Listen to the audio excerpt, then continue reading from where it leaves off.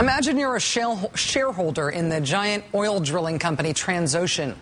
Say it's April 19th. Transocean's the largest offshore drilling company in the world. It's churning out billions of dollars in profits every year. They've just finished drilling this gold mine of an oil well in the Gulf of Mexico. Happy days for Transocean shareholders as of about April 19th, right? Then April 20th happens. Transocean's $650 million Deepwater Horizon oil rig explodes.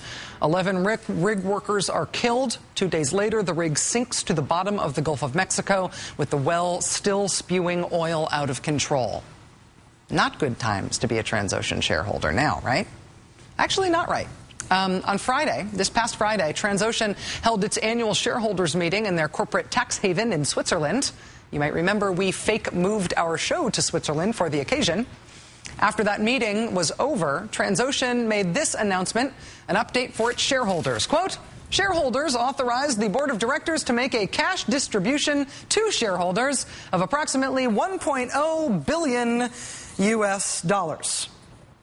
$1 billion to Transocean shareholders.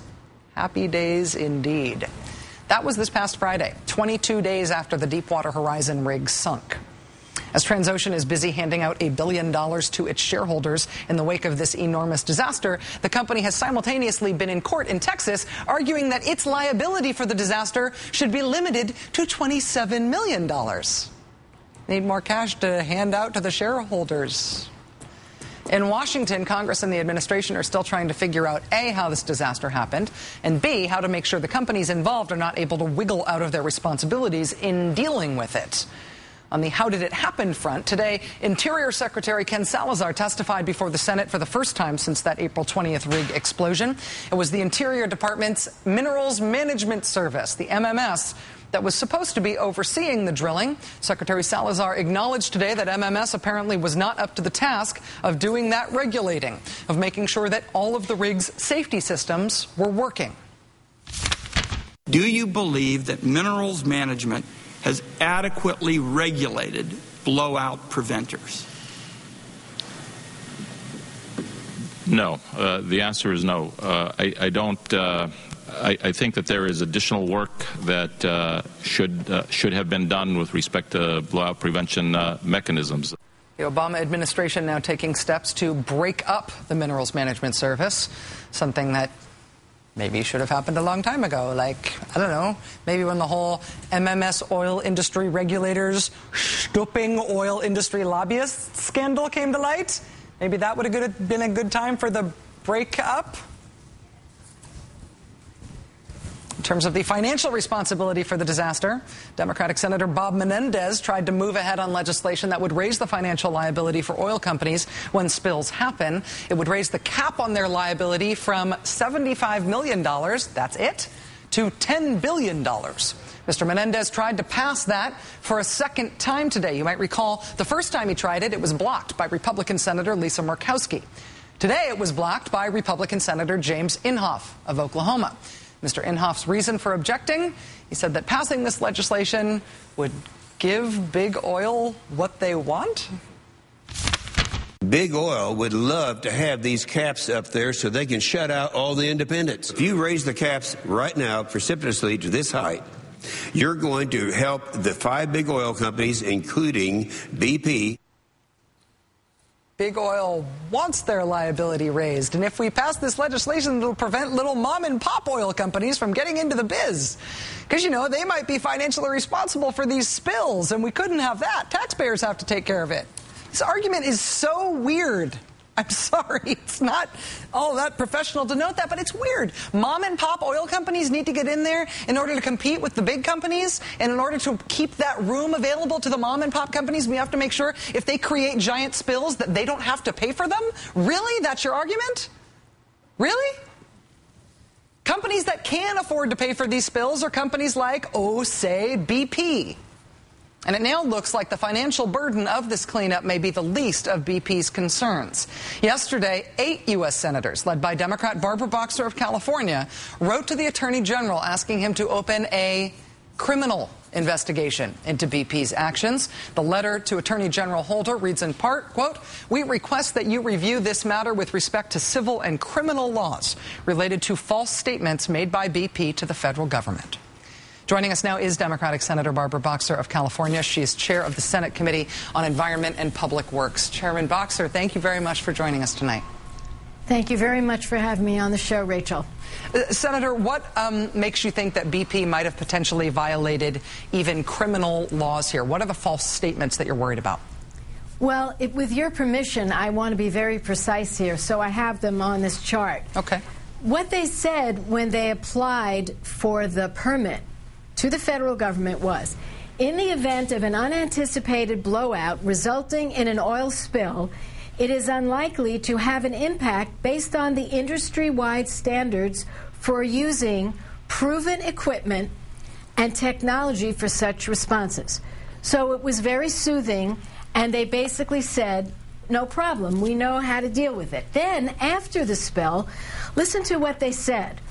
All of the techniques being attempted or evaluated to contain the flow of oil on the seabed involve significant uncertainties because they have not been tested in these conditions before.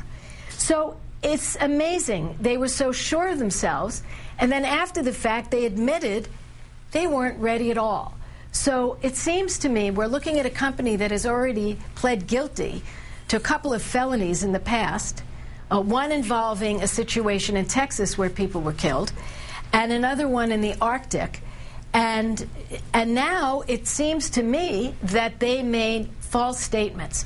And I think we need to go after that. When the government received that application for drilling that described proven equipment and technology, as you just said, for responding to any disaster, shouldn't the government have looked into it and said, proven, is it proven? Drilling at this depth, has it been proven to work at this depth? Isn't this also a disastrous failure on the part of the Minerals Management Service at the Department of the Interior to have had a lot of skepticism about that initial application? Oh, I think it's a nightmare.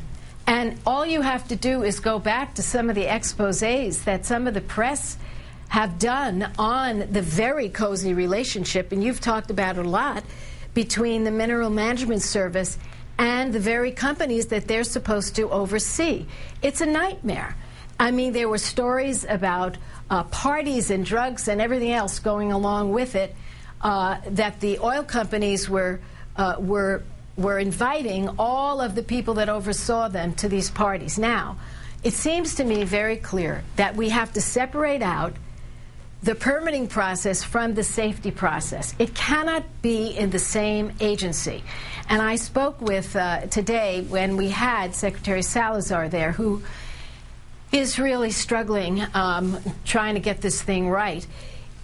He has stated that there ought to be a separation of those two functions and have a separate agency for the safety, but he talked about originally putting it at the MMS, the Mineral Management Service. I think it needs to be completely separate, so we'll work together on that, he and I and others. Should there be permits for deepwater drilling at all? I found myself thinking about this not only in hearing that second admission that you just read from BP talking about how none of the spill response technologies are proven at this depth, but also looking at Shell Oil getting their final approval or trying to get their final approval to go ahead with deepwater drilling, or excuse me, with underwater drilling off Alaska. They've been bragging about how they're going to pre-stage one of those domes that didn't work in the Gulf in case there's a spill up there. They're going to pre-stage a response ship, which wouldn't have helped with what happened in the Gulf, and we don't know if it would work in the Arctic. Should there not just be a moratorium on this until we feel more confident in the technological response that the industry has been bragging about until they're proven wrong? Rachel, in my mind, it's a pretty straightforward call. We need a pause right now. And not only that, but members of my committee were saying to the Council on Environmental Quality today, Nancy Sutley, is a very good person there, saying we don't even know how many of these wells are out there right now that got the expedited procedure and didn't have to do detailed environmental reports. So I think there needs to be a pause in this area. And the truth of the matter is, what we are putting at risk here is enormous.